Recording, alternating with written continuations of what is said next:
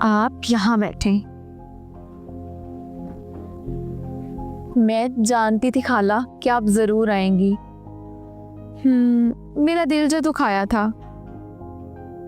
अच्छा बैठे, मैं यूं आई। आप ये बाप कहाँ चल दिए? आ जाती है, मुझे पता वो कहाँ गई है।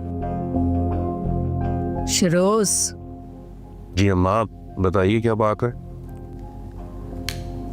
मुझे ये कहना था कि तूने कोई फैक्ट्री वैक्ट्री भी पसंद की है या ऐसे खज्जल ख्वार हो रहा है अभी तक? नहीं अम्मा, अभी तक कोई बात बनी नहीं है।